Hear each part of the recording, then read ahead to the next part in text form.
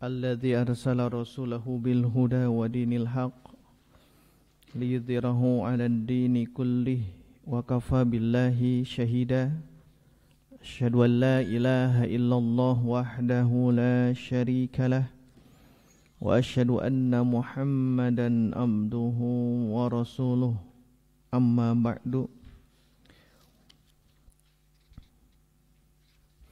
فقال رسول الله صلى الله عليه وسلم خلوا سبيلها فإنها مأمورة وقال رسول الله المرء مع رحله. Hadirin ikhwatu iman rahimakumullah, alhamdulillah di kajian Sirah Nabawiyah bisa kita teruskan kembali dan kita masuk ke periode yang baru, yaitu berada di Al-Madinah atau yang disebut Yathrib. Periode Makkah sudah berlalu tentang dakwahnya Nabi. Jadi Nabi Muhammad SAW berdakwah di Makkah dua keadaan. Yang pertama, selama 10 tahun dakwah sirriyah, dakwah yang bersembunyi, dakwah tersembunyi, mengajak kepada karib kerabat keluarga Nabi. Itu selama 10 tahun, dari mulai beliau usia 40 tahun hingga usia 50 tahun. Jadi selama 10 tahun terus berdakwahnya dengan cara sirriyah. Kemudian 3 tahun sebelum hijrah, dakwahnya mulai berubah, yaitu dakwah jahriyah. Kalau dakwah jahriyah itu dakwah yang terang-terangan. Kenapa? Karena sudah mulai ada yang banyak masuk Islam. Maka Nabi berdakwah selama 3 tahun terang-terangan. Namun di dakwah yang terang-terangan inilah, dakwah jahriyah, desakan kafir Quraisy semakin kuat, bahkan hingga akan membunuh Nabi. Maka Allah memerintahkan untuk hijrah. Nah, dari sini mulai Nabi hijrah dengan para sahabat, ya, para sahabat dulu ya. Para sahabat hijrah terus gitu. Kemudian Nabi pun hijrah, kemudian nanti diikuti setelah Nabi hijrah sampai ke Al-Madinah. Nah, nanti Nabi memerintahkan kepada di antara Zaid bin Harithah untuk pulang, membawa putri beliau, membawa putra Abu Bakar juga. Kan mereka masih di situ. Aisyah kan di situ ya. Asma di situ. Kemudian Abdullah tuh di situ. Kemudian yang lainnya kan masih di situ, termasuk Fatimah. Jadi mereka masih di Makkah. Nah, ketika Nabi sampai, dibawalah mereka oleh beberapa sahabat. Nah, sekarang sudah masuk ke periode Madinah. Jadi dalam Sirah Nabawiyah itu harus difase-fasekan gitu. Harus dibagi fase Makkah, fase Madinah. Kalau Makkah yang tadi ya dibagi 2, ada dakwahnya sirriyah, ada dakwahnya alaniyah atau jahriyah. Nah, adapun di fase ini ya, di fase Madinah ini banyak versi. Kalau di Rohik Makhtum, di kitab Ar-Rahiq Makhtum ini dijelaskan setidaknya ada 3 Al-Hayat fil Madinah, 3 fase keadaan di mana Nabi sudah di Madinah. Yang pertama, marhalah uthirat fihal qalaqil wal fitan. Jadi marhalah pertama itu memang begitu banyaknya fitnah-fitnah karena awal, sehingga Nabi perlu menyusun strateginya yang nanti marhalah qalaqil wal fitan ini begitu banyak fitnah-fitnah itu nanti berakhir di tahun ke-6 Hijrah, Zulqa'dah. Itu di Sulhu Hudaybiyah, perjanjian Hudaybiyah. Berakhir di situ. Marhalah yang pertama kata kitab Ar-Rahiq Makhtum Syekh Al-Mubarakfuri. Marhalah kedua adalah marhalatul hadanah ma'azzi'amatil wathaniyah. Jadi marhalah dakwah kepada raja-raja raja-raja untuk masuk Islam. Wahia marhalatu dakwatil muluk ilal Islam. Itu nanti berakhir sampai Fathu Makkah. Jadi kalau dari awal hijrah ya sampai tahun ke-6 hijrah, selama 6 tahun itu marhalahnya Nabi harus menghadapi fitnah-fitnah, perang dan sebagainya itu ya.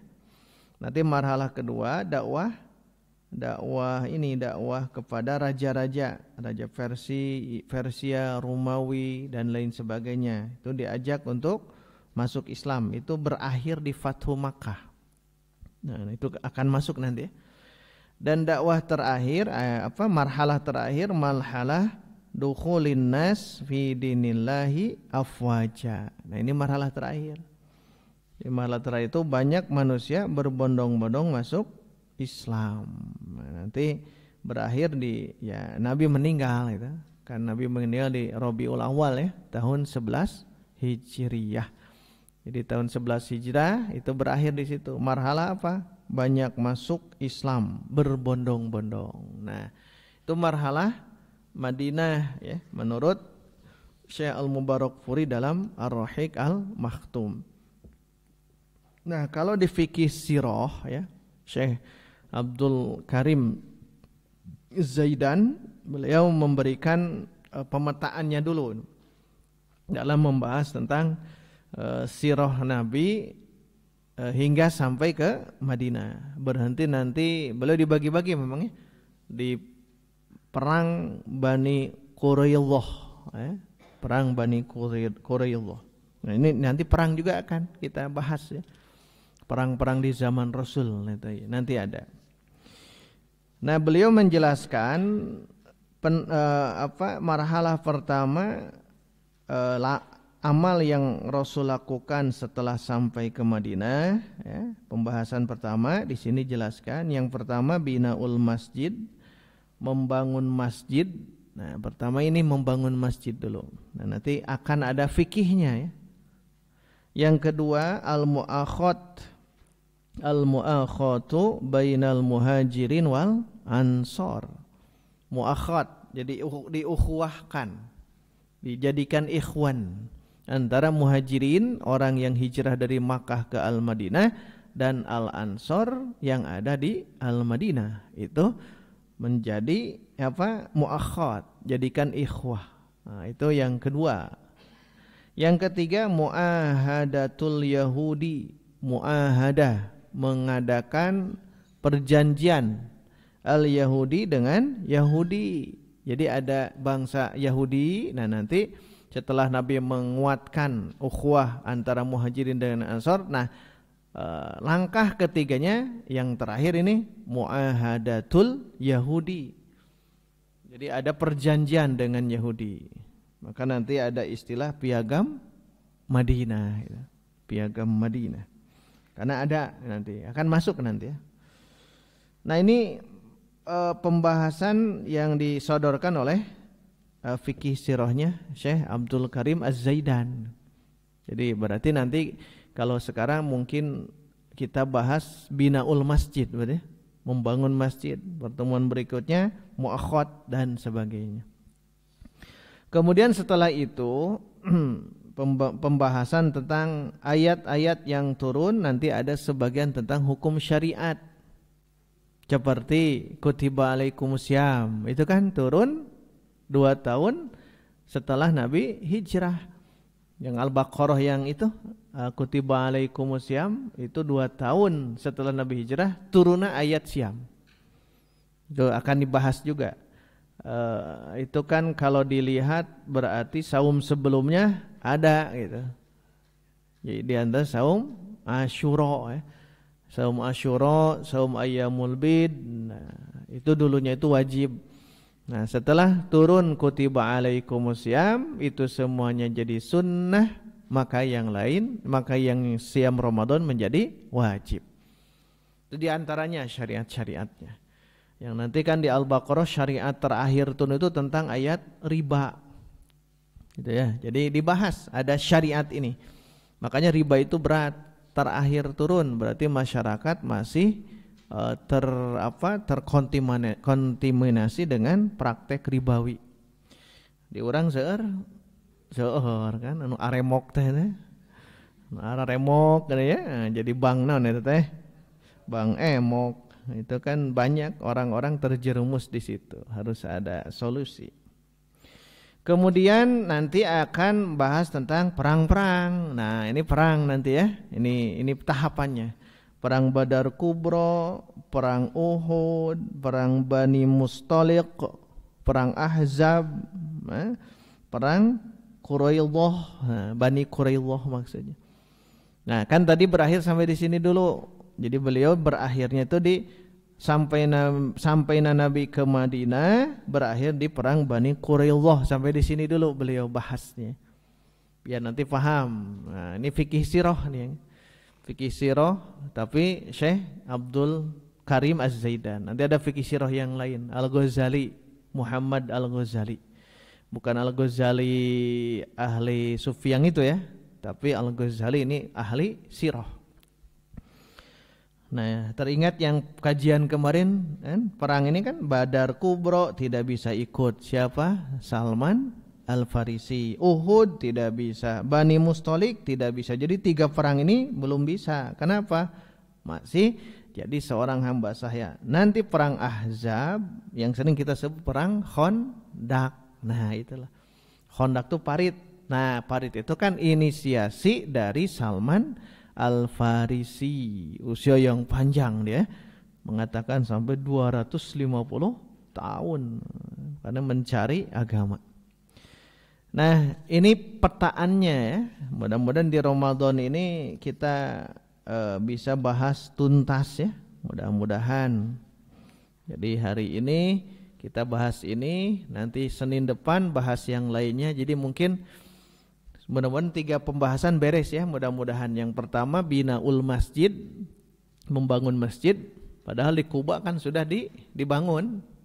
Nabi itu sudah membangun masjid Kuba. Nah, nanti ke Madinah justru membangun lagi masjid. Dan ini unik juga ya, cara atau lokasi membangun masjid itu justru bukan Nabi menunjuk langsung ke tempat, tapi membiarkan tunggangan untanya. Membiarkan untanya, dibiarkan ya, dia berhenti di mana? Nah, disitulah itu. Nanti akan ada peranan sosok Abu Ayyub Al-Ansori. Nah, kisah ini unik juga. Abu Ayyub Al-Ansori teh, iya teh kumaha asal muasalnya. Oh, kalau melihat ke atasnya, Masya Allah itu ya. Tapi harus dibahas khusus tentang sosok Abu Ayyub. Mungkin nanti ya, kalau sudah beres sirah nabawiyah, nanti dibahasnya satu demi satu perjalanan para sahabat. Mungkin akan kita pisahkan. Jadi yang pertama binaul masjid. Nah, yang kedua al-mu'akhad bainal muhajirin wal ansor. Mu'akhadkan antara muhajirin dengan ansor. Jadi sahabat ini mu'akhadkan, sahabat ini mu'akhadkan ya. Seperti Salman ya, nanti Salman Al-Farisi walaupun dia tidak bisa tapi nanti tetap dimu'akhadkan dengan orang Ansor. Yaitu dengan siapa? Abu Sa'id Al-Khudri. Nanti ada perjalanan panjang tuh antara Salman Al-Farisi dengan Abu Sa'id Al-Khudri. Nanti mu'akhadkan. Termasuk nanti orang yang kaya di Makkah ditinggalkan semua hartanya, nanti hijrah ke Al-Madinah, nanti beliau menjadi kaya lagi. Kenapa? Karena dia langsung mencari pasar. Siapa beliau? Abdurrahman bin Auf, di antara as-sabiqunal awwalun. Abdurrahman bin Auf, satu sosok yang hese miskinna gitu. Jadi lamun rek miskin teh hese. Ayo orang mah hese beunghar gitu ya. Koreh-koreh cok gitu. Abdurrahman bin Auf, Masya Allah. Itu ada, nantinya perjalanan beliau ada. Nanti mungkin per sahabat ke depannya. Tapi kita tamatkan ini dulu hingga Nabi meninggal berarti ya yang ini. Nah, nanti yang ketiga muahadatul Yahudi. Adakan ikat perjanjian, adakan perjanjian dengan orang-orang Yahudi. Nah, mudah-mudahan di Ramadan ini 3 ini tamatnya. Berarti 3 pertemuan. Nah, kalau ada iktikaf khusus ini bolehlah kita bahas ya. Jadi khusus. Jadi Senin depan kita masuk ke nomor 2. Sekarang binaul masjid, membangun masjid. Senin depan berarti muakhad bainal muhajirin wal ansor. Dan nanti Senin terakhirnya masuk ke iktikaf, kita bahas muahadah Yahudi dan Nasrani gitu. Dan nanti pas Syawal itu langsung ke Ghazwah semuanya, perang gitu. Perang-perang di zaman Rasul. Baik, hari ini waktu iman sampainya Nabi ke Madinah, ya itu sudah dilewat saja. Pokoknya sekarang sudah sampai Nabi ke Madinah, sudah sampai ke Madinah. Kita ringkaskannya begitu. Walaupun sebetulnya harus dibacakan panjang lebar, tapi kita ambil ringkasannya seperti itu. Nah, sahabat-sahabat yang ada di Yathrib saat itu ya, nah, itu sangat cinta kepada Rasul. Sampai-sampai menunggu gitu. Kemudian sudah dijelaskannya, nunggu di waktu siang, aya nu naik tangkal, korma lihat gitu. Ternyata tidak didapatkan juga. Gitu. Sampai satu waktu ada seorang Yahudi naik ke satu tempat melihat ada Rasul gitu. Maka dia langsung berteriak gitu, kepada penduduk saat itu. Nah, itu sudah kita bahas. Itu menunjukkan cintanya sahabat. Menunggu-nunggu gitu. Menunggu-nunggu. Kita juga pun sama ya, Pak Bu, kalau ada pengajian di Majlis Taklim ngantosan ustadna gitu, walaupun tak aya wae sabar we gitu. Sabar. Nah, itu menunjukkan mahabbah. Hanya yang jadi pertanyaan berikutnya, dari mana itu ya? Dari mana nih sahabat Ansor yang mereka itu sangat-sangat menantikan Rasul? Berarti ada kabar ya.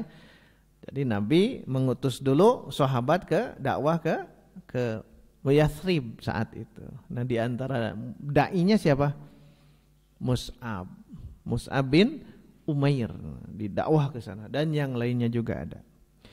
Kemudian karena di saat itu Nabi sudah sampai ke situ, kemudian mereka merasa berbahagia sampai melantunkan Tola al-Badru ya. Nah, itu pendapatnya bertentangan dengan yang apakah betul di sini di Nabi sudah sampai ke Madinah atau di mana gitu. Di perang Ahzab ya. Kalau di Rohik Mahtumah yang ini justru asyraqal badru alaina min thaniyatil wada' wajaba syukru alaina ma da'a lillahi da' ayyuhal mab'utsu fina ji'ta bil amril muta'.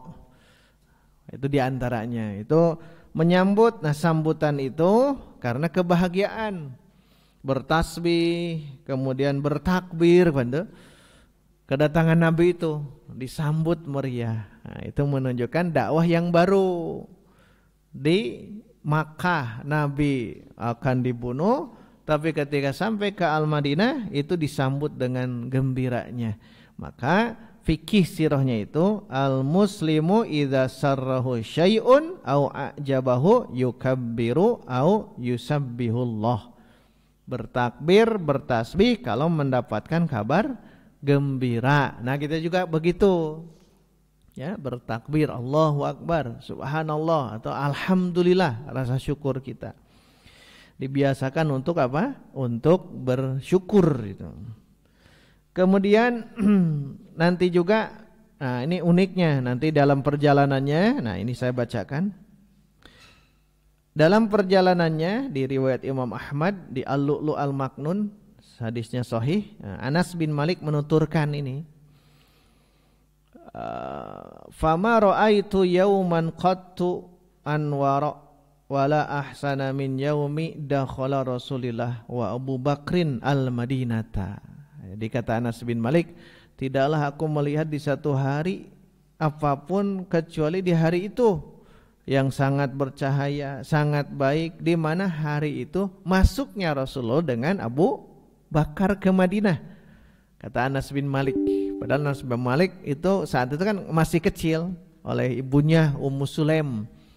Ummu Sulaim beliau memberikan Anas bin Malik kecil masih remaja ke Rasul untuk dididik menjadi khadim, pembantu Rasul di rumahnya. Tapi Anas bin Malik menuturkan itu, dan panjang umur Anas bin Malik ya. Nah, terus beliau menuturkan Anas bin Malik, Rasulullah tidaklah melewati satu rumah di antara rumah-rumah Ansor kecuali mereka mengambil les unta. Les unta. Apa maksudnya mengambil? Ngamanggakeun gitu. Setiap melewat satu rumah diambil untuk apa? Untuk berhenti. Masya Allah hebatnya ya para sahabat yang belum bertemu dengan Rasul. Sambil mereka semuanya berkatanya mirip ya. Halumma ya Rasulullah, kesini wahai Rasulullah, ke rumahku. Kenapa? Karena merasa ingin dihormati. Halumma ya Rasulullah ilal adadi wal udati wal mana'ah. Maksudnya kesinilah Rasul, istirahat di sini, akan selamat di sini, tidak ada yang mengganggu, bahasa kitanya. Tapi berarti itu apa? Namanya tauqir, ihtiram. Ihtiramnya mereka kepada Rasul. Ihtiram itu memuliakan dengan akhlak yang mulia, sehingga Nabi pun baik dalam memberikan alasan. Kan cek urang mah Rasul mangalinggih ka bumi abdi, langsung kan kalau kita ya masuk. Tapi Rasul tidak, meneruskan perjalanan. Tapi setiap rumah itu ngabagiakeun. Ayo ka dieu, ayo. Nah, bahasa Nabi itu Masya Allah ya. Di sini dijelaskan dalam hadisnya, kata Nabi setiap melewati itu ya, Rasul mengatakan kepada penghuni-penghuni rumah itu, khallu sabilaha, berikanlah jalan ya, bagi unta ini, fa innaha ma'muratun, karena sesungguhnya unta yang ini dia sudah diperintah. Bahasanya ma'murah, diperintah. Biarkan unta ini berjalan karena dia sudah diperintah, maksudnya oleh Allah. Nah, ini pelajaran juga nantinya di fikih sirah. Bahasa Nabi seperti itu. Kenapa? Karena Nabi punya akhlak yang terpuji. Di surah Al-Qalam. Surah Al-Qalam turun di Makkiyah. Wa innaka la'ala khuluqin azim. Engkau itu punya akhlak yang agung. Nah, berarti menghadapi pertama kali dengan kaum Ansor. Nah, ini kaum Ansor. Kelebihan kaum Ansor itu izar. Kelebihan kaum Ansor, izar, lebih mengedepankan orang lain daripada dia sendiri. Jadi sok sanajan butuh sorangan tapi diberikan kepada orang lain. Itu kaum Ansor. Nah, ini buktinya. Baru saja Nabi datang. Tapi tadi bahasa Nabi itu bagus. Khallu sabilaha fa innaha ma'murah. Biarkan. Nanti berjalan terus nanti ke rumah Bani Malik bin An-Najjar. Satu tempat Bani Malik bin An-Najjar, dan itu tempat Masjid Nabawi hari ini. Jadi rumahnya Bani Malik bin An-Najjar itu adalah maudhi'ul Masjidin Nabi al-Yaum. Nah, unta itu terus berjalan, barokat. Nah, pas di tempat itu barokat, ngedeprek gitu, barokat itu burukul ba'ir. Kehendap kan unta mah gitu. Unta mah begitu. Maka nanti dalam fikih salat pun la tabruk kama burukul ba'ir.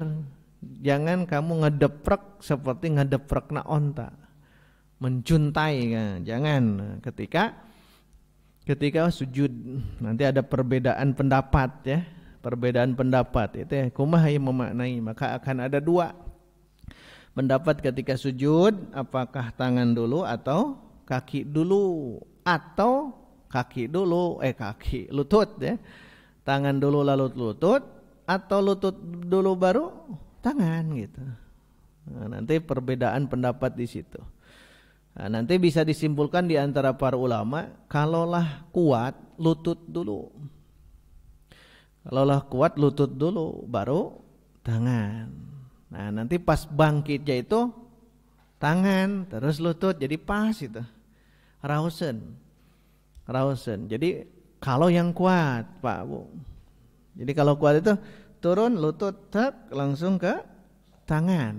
Nanti bangkit berdiri lagi tangan dulu, baru lutut itu lebih nyaman. Jadi kalau yang kuat ya, tidak ajen mengapalkan. Nah, makanya nanti di dalam fikihnya itu kalau orang kuat tuh diantaranya seperti itu, kuat. Kalau yang tidak kuat berarti jalsah dulu, duduk dulu mau bangkit tuh ya. Kemudian yang ada uzur syar'i seperti kakinya ada masalah, maka boleh tangan dulu turun deh, tangan baru ke lutut. Dan Nabi menegaskan la tubadiruni, jangan kalian mendahului aku ketika aku akan sujud.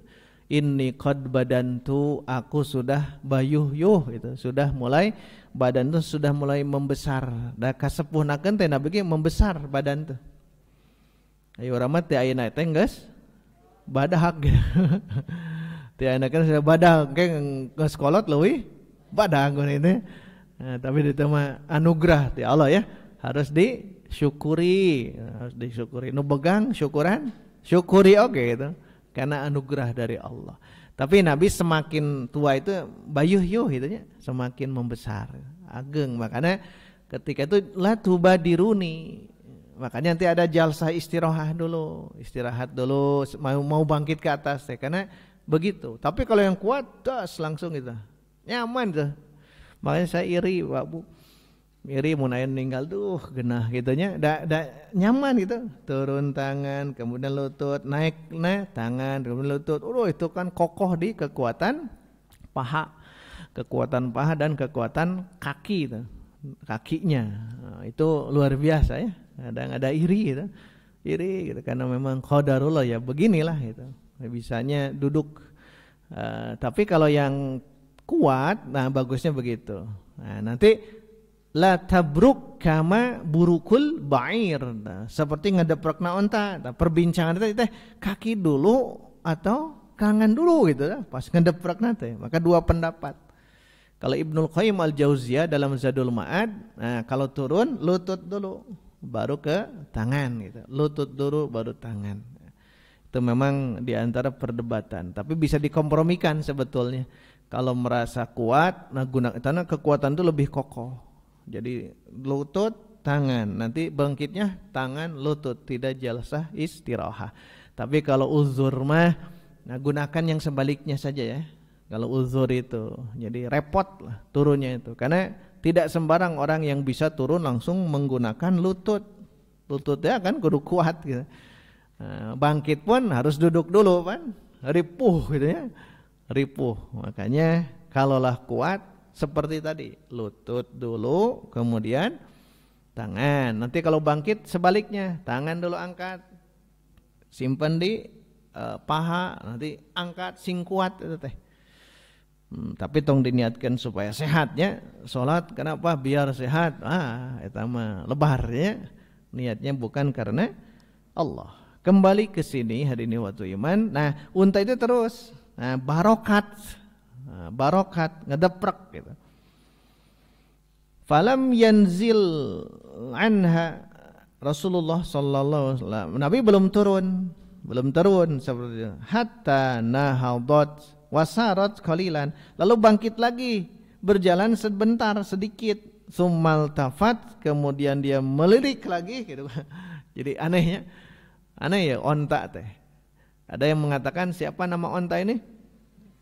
al-qaswa, ada yang mengatakan al-jad'a. Masyhur al-qaswa, tapi Lu'lu' Maknun mengatakan al-jad'a. Masyhur yang kita tahu itu al-qaswa. Nabi belum turun, pas ngedebrek teh si unta bangkit lagi, berjalan sedikit, kemudian iltafat, melirik iltafat teh kapangkar deui kana tempat nu tadi. Roja'at, balik lagi, wa barakat fi maudhi'il awal. Berarti ini makmurah teh gitu. Balik lagi ke tempat yang awal. Jadi kalau gampangnya lah di sini ngadeprekna, jalan heula sampai panto eta. Melirik, balik lagi ke sini ngadeprek, itu di Bani apa? Bani Malik bin An-Najjar. Bani Malik bin Najjar.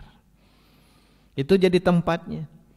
Wa huwa yauma idin, dan ternyata di situ adalah mirbadun litamr. Mirbad itu maudhi'ul ladzi yuj'alu fihi tamru liyan syafa. Itu dalam kitab An-Nihayah fi Gharibil Hadis ya, Ibnul Athir berarti. Jadi tempat itulah di hari itu adalah mirbadun litamr, satu tempat yang dijadikan padanya tamar atau kurma tersebut untuk dibersihkan. Tempat itu berarti kurmanya kepunyaan Sahal dan Suhail, dua orang nih, Sahal dan Suhail dari dua anak Amr. Sahal bin Amr, Suhail bin Amr. Dia anak gulamaini yatimaini, dua anak yatim milik anak ini, dan itu adalah dari Bani Malik bin An-Najjar yang tadi ya. Dan mereka berdua ada dalam pengasuhan As'ad bin Zurarah. Berarti ini miliknya Sahal dan Suhail. Sigana Sahal teh lanceukna, Suhail adina, biasa gitu ya. Hasan Husain, mana lanceukna? Hasan, adina Husain. Jundi Junaid, mana lanceukna? Jundi, mana adina? Junaid. Karena tasgir itu, tasgir. Kakak beradik yatim berarti budak kene itu, budak kene. Ternyata barokatnya ngedeprekna menjunam gitu. Jadi diamnya unta Nabi itu di situ. Akhirnya Nabi menyimpan ininya turun pokoknya di situ, dan itu di Bani Najjar. Ternyata di depan itu ada rumah. Di depan tadi tempat itu yang jadi Masjid Nabawi sekarang, di depannya ada rumah amama dari Abi Ayyub Al-Ansori. Ini ternyata rumahnya Abu Ayyub Al-Ansori. Nanti ada fadilah Pak Bu. Fadilah zahirah, kata Syekh Abdul Karim Zaid, fadilah yang jelas untuk sosok Abu Ayyub Al-Ansori, orang Ansor berarti, Abu Ayyub Al-Ansori. Ini jadi PR unik, hebat gitu. Ada bab khusus tentang sosok beliau ini. Nah, kita lewat saja fadilahnya. Kemudian Nabi bersabda setelah turun dari untanya, di depan ada rumah Abu Ayyub Al-Ansori. Nabi mengatakan, hadza insyaallah al-manzilu. Hadzal manzilu insyaallah. Ini yang akan tempat singgah kita insyaallah. Dan itulah kata hadis Anas tadi, wa kana dzalika min taufiqillahi linnaqah. Nah, ini taufik dari Allah terhadap unta tersebut. Berarti unta pun sama sebetulnya. Atau secara umum hewan-hewan pun sama. Mereka itu bertasbih dan mereka itu mengikuti perintah dari Allah. Mengikuti perintah dari Allah. Kalau kita lihat hewan di zaman Firaun, renyek teh, naon tah? Bangkong. Terus naon deui? Belalang. Itu di zaman itu mereka bertasbihnya seperti diperintah oleh Allah. Lamun diurang kapungkur suur hileud di mana-mana, itu tasbihnya mereka. Jadi memang tidak dipungkiri ya, di antara binatang-binatang itu ada yang seperti ini untuk ditunggangi, ada yang untuk disembelih dimakan, ada yang harus dihindari karena haram, seperti babi. Memang begitu jenis-jenisnya. Imam Ar-Raghib kan menjelaskan nantinya tentang bab itu. Termasuk Imam Al-Ghazali pun sama, menjelaskan manfaat hewan di alam ini, di bumi ini untuk apa? Dirinci satu demi satu. Yang kita tahu kan untuk disembelih. Makanya ada ulama mengatakan ari lain yang penciten untuk dimakan mah jangan. Jika harimau hayang ngasaan daging, harimau itu tong hayang gitu dah. Itu binatang buas ya, binatang buas atau hayang apal ya, ucing lah di dia, orang pencit juga kan. Ucing kan tidak ada ya, dan walaupun halal tapi kan nurani kita tidak begitu. Kucing itu kan minat tawafina minkum, di antara makhluk yang tawaf, muter di rumah kita, makanya kudu dipencit wah. Dipasak dibakar, wah, diguling ya, kucing guling ente. Ada yang begitu ya ini nyeleneh ya. Tapi kan nurani kita tidak ya. Nyaah itu. Maunya nu kitu mun hayam kakara, lain diingok pencit hayam ya. Untuk nanti Bu ngopor ya. Untuk lebaran nanti. Itu ayam. Kan masing-masing beda ya. Nah, termasuk unta. Unta ini ada yang dimakan ada, tapi unta itu Pak Bu ada fikihnya. Kalau ibu bapak kita sekali makan daging unta itu di syariat wudu kembali. Berbeda dengan yang lainnya. Daging-daging yang lain di zaman itu, nah, unta mah aneh gitu ya. Dan Nabi memang begitu. Jadi berwudu kembali ketika makan daging unta. Dan unta sebetulnya untuk tunggangan. Maka tadi betul ini taufik dari Allah kepada unta tersebut. Fa innahu sallallahu alaihi wasallam, karena Rasulullah sallallahu alaihi wasallam ahabba an yanzila ala akhwalihi min bani Najjar. Karena Nabi ingin ya singgahnya itu di paman-pamannya dari Bani Najjar. Tadi kan Malik bin Najjar. Malik bin Bani Najjar. Jadi ingin seperti itu. Dari mana ada bahasa paman-pamannya? Kan itu ya. Nah, nanti telusuri saja. Itu nanti ada sosok dari siapa? Abdul Muttalib. Tiakina-kene itu. Tiakina-kene. Karena Abdul Muttalib pernah singgah di Yathrib. Panjang ceritanya, hanya jelas memang ini diantara paman-paman seibunya di Bani Najjar. Di riwayat yang lain dijelaskan anzilu aku akan singgah ala Bani Najjar, di Bani Najjar, akhwali Abdul Muttalib. Tuh riwayat yang lain di Muslim begitu, yaitu paman-paman dari ibu. Khol itu paman dari ibu, kalau paman dari bapak am namanya, ammun. Ini khol dari ibu ya. Jadi dari istri Abdul Muttalib. Ukrimuhum bidzalika, aku akan memuliakan mereka dikarenakan itu. Maka turunnya unta tadi dikarenakan itu diantaranya di Bani Najjar, paman-pamannya Nabi Muhammad sallallahu alaihi wasallam dari Abdul Muttalib. Kemudian Nabi bersabda, ayyu buyuti ahlina aqrabu.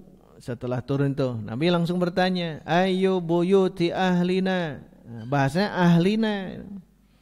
Jadi rumah-rumah mana di antara keluarga kami, itu bahasa keluarga kami yang terdekat dengan ini, dengan ngedeprekna onta. Di mana cina yang terdekat itu siapa kalau bahasa kita? Siapa? Rumah yang terdekat dengan keluarga kami.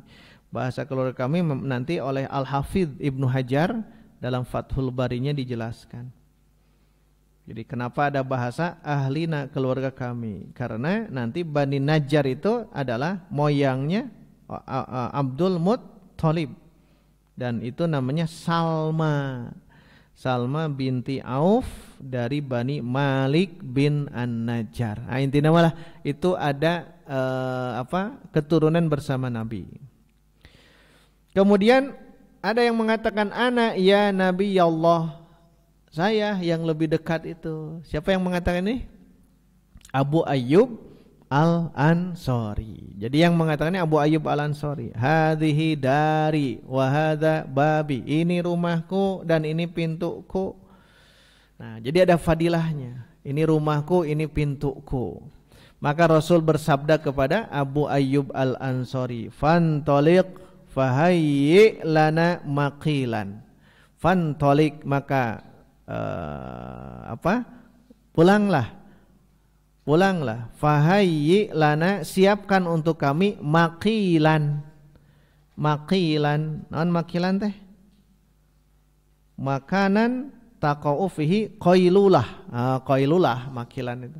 Apa qailulah? Tidur sebentar di waktu siang. Kan tidur ada 3. Ada qailulah, ada hailulah, ada ailulah. Kalau hailulah tidur ba'da subuh dan ba'da subuh. Ya. Itu hailulah. Jadi ba'da subuh mun ngagoler itu tidak baik ya. Banjur gitu nya. Banjur we. Kenapa? Karena tidak baik ba'da subuh. Ya tadi kan jam 5 ba'da subuh langsung tidur, itu tidak baik. Lewatkan dulu sampai terbit matahari. Nah, seperti ini. Boleh ya. Jadi ba'da subuh itu namanya hailulah. Hal itu menghalangi apa? Rizki. Pan urang teh ngadoanya setelah subuh, Allahumma inni as'aluka ilman nafi'an wa rizqan thayyiban. Nah, rizki. Jadi kalau kita melihat di situ, kalau kita tidur ba'da subuh itu bayakeun ku hayam gitu. Bayakeun ku hayam geus kongkorongok. Kata apa Al-Ghazali, sing era ku hayam cenah. Hayam geus kongkorongok, maneh mah masih keneh tibra gitu. Bahasa Imam Ghazali, sing era gitu. Malulah terhadap ayam jantan. Dia bisa berkokok di waktu janari, kamu masih terlelap tidur. Era atuh. Oh eta mah nembleuhkeun ya atau non betul-betul ke kita itu mah. Nah, ini pun sama, ba'da subuh tidak dianjurkan karena itu hailulah. Adapun yang ketiga, qailulah. Qailulah itu ailulah itu alil itu sakit, penyakit, maka itu tidur ba'da asar. Jadi tidak dibenarkan. Jadi kalau mau tidur qailulah berarti. Mau tidur mau tidak, kata Ibnu Hajar.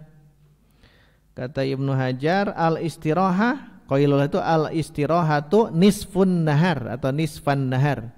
Beristirahat di tengah siang. Wa in lam yakun ma'aha naumun, walaupun belum tidur. Pokoknya istirahat namanya qailulah gitu. Duhur mau sebelum mau setelah. Jadi nanti kalau sebelum zuhur jam 11 mau tidur silahkan. Setelah sholat zuhur mau tidur silahkan. Itu namanya qailulah dan dianjurkan. Bahasa Nabi perhatikan. Fantolik fahayyi lana maqilan. Pulanglah engkau wahai Abu Ayyub Al-Ansari ke rumahmu dan siapkan untuk kami maqilan, untuk qailulah. Bisa tidur, bisa istirahat di waktu siang ya. Maka kalaupun mau tidur siang ya, jangan subuh atau jangan asar. Tapi di urang mah seseurna justru ba'da subuh. So, tinggalnya makanya di Baitur Rahman atau di masjid yang lain diadakan apa? Ta'lim subuh cenghar. Ayeuna mah subuh cenghar tapi nah teu cenghar wae gitu. Ngaja itu positif ya, subuh cenghar meh cenghar gitu. Tapi anggernya kenapa? Godaan syaitan. Ustaz, nah godaan syaitan itu pan setan tadi di belenggu cing bisa menjawab. Ya? Nah hambat nondotan. Ternyata lihat kipas angin. Itu kata Syekh itu. Oh, logikanya bagus. Lihat kipas angin, ketika berputar keras kemudian dipadamkan langsung berhenti? Tidak, itulah syaitan. Walaupun dibelenggu hari ini, tetap bekas-bekasnya akan ada dalam diri kita. Saking kuatnya syaitan mengganggu sebelum Ramadan. Angger aya muter keneh. Undur mirwahah gitu ya. Tinggal eta kipas angin, dipikir-pikir benernya nundutan teh nah eta tiba heula geus nundutan gitu ya. Jadi bekas-bekasnya bakal ada. Jadi Memang begitulah, betul itu di borgol, betul di borgol. Wallahu alam, yang jelas memang bahasanya suffidatis syayatin atau sulsilatis syayatin. Nah, di setan-setan di borgol, memang betul. Kalau mun ayah nah buat kita, karena sih kipas angin, ayah keneh itu muter nama itu, ayah keneh godaan masih dalam kalbu kita komo yang sudah jadi setan bung kelekan, itu mah geus jadi setan itu mah ti baheulana keneh. Nah, kembali ke yang tadi, qailulah ya. Qailulah sebetulnya kalau pada subuh hailulah, kalau pada asar ailulah. Ailul itu membawa penyakit kalau pada asar, maka biasakan ngabuburit. Jadi di Baitur Rahman kenapa ada subuh cenghar, kenapa ada ngabuburit ala Baitur Rahman? Karena akan ingin menjaga itu semua. Nah, kemudian fahtamala Abu Ayyub rahlan Nabi, kemudian membawa peralatan Nabi, kan Nabi bawa barang-barang ya. Fa wada'ahu fi baitihi. Aduh, Abu Ayyub ya, sosok yang agung. Kemudian menyimpan bawaan Nabi di rumahnya. Fa'ata rajulun faqala ya Rasulullah aina tahillu. Yang lain sarua deh. Rasul cenah bade di mana linggih teh gitu. Bade di mana linggih teh. Jadi aduh mahabbahna sahabat. Mahabbahna sahabat. Ka Rasul ya. Ka Rasul. Ka Ustad mah teu kedah Pak Bu. Ustad mah ngalinggih di bagea-bageakeun ya. Kan henteu di urang mah nya. Ada Rasul yang ininya, Rasul itu dibahagiakan, dibahagiakan, ya, di welcome, selamat datang, wilujeng sumping gitu. Mangga linggih ka bumi. Tapi Rasul tuh, lagi-lagi Nabi punya akhlak yang mulia. Wa innaka la'ala khuluqin azim. Nabi menjelaskan teu kieu alim atasku itu henteu. Bahasa Nabi lihat almar'u ma'a rahlihi. Seseorang itu bersama dengan kendaraannya. Karena kendaraannya ngedeprak di sini, di situ ada rumah Abu Ayyub Al-Ansari, yang lain ingin membahagiakan Nabi, tapi Nabi tidak. Almar'u ma'a rahlihi.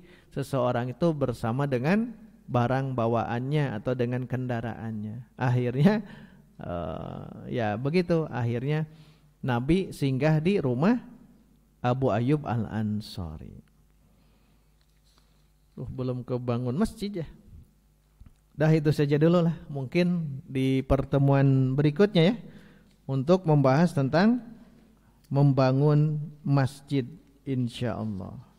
Demikian yang dapat kita bacakan di 3 referensi. 1 Al-Lu'lu' Al-Maknun, kedua Ar-Rahiq Al-Makhtum, dan ketiga Fiqhus Sirah Syekh Abdul Karim Zaidan. Aqulu qouli hadza wa astaghfirullah li wa lakum walhamdulillahirabbil alamin. Wassalamu alaikum warahmatullahi wabarakatuh.